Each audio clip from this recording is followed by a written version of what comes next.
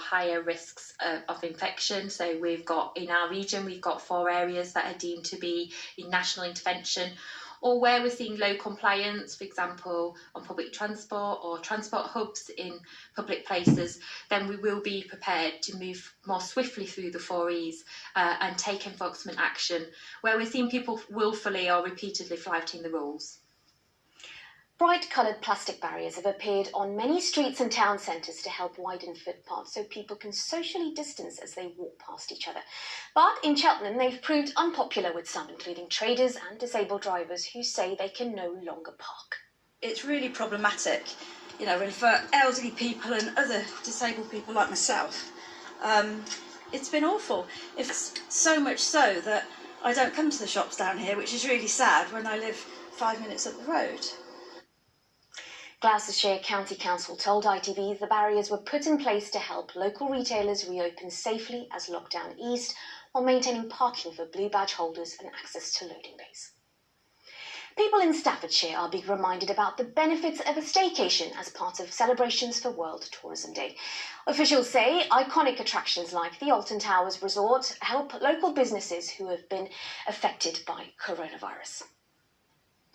Now, while many sporting events have been cancelled this year due to the pandemic, Outlaw X, one of the biggest triathlon events in the country, has taken place in the Midlands today.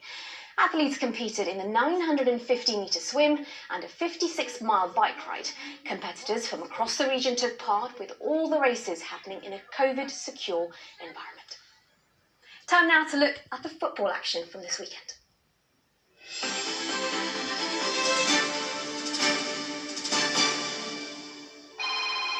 Keeping up to date. Hi.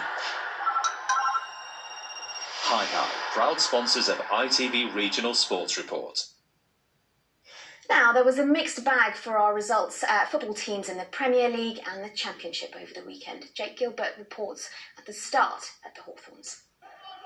West Bromwich Albion were very much the underdogs against big spenders Chelsea. But it was the newly promoted side who capitalised first. Mateus Pereira's pass found Callum Robinson to put Albion a goal ahead. Then, a second. Chelsea's debutant Thiago Silva was dispossessed by Robinson, who slotted home. There was more joy for West Brom when Kyle Bartley pounced at the far post to give West Brom a 3-0 lead going into half-time. In the second half, Chelsea fired back with 2 goals, including this one from Callum Hudson-Odoi.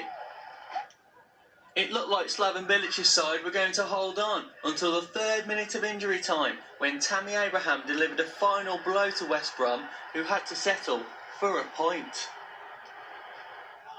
In the Championship, there was a first league win of the season for Stoke City, who beat Preston 1-0. The home side had to play almost 70 minutes with 10 men following a red card, and Stoke took full advantage. John Obi Mikel found Lee Gregory at the far post to score Stoke's first league goal of the new season. Stephen Fletcher nearly pulled off a piece of magic for a second goal, but his effort hit the top of the crossbar. Coventry City drew 0-0 to Barnsley, but Birmingham City rescued a point against Rotherham. Birmingham conceded a late penalty, but were then awarded one of their own after a foul on John Terrell. Jeremy Bella scored to maintain their unbeaten start to the season.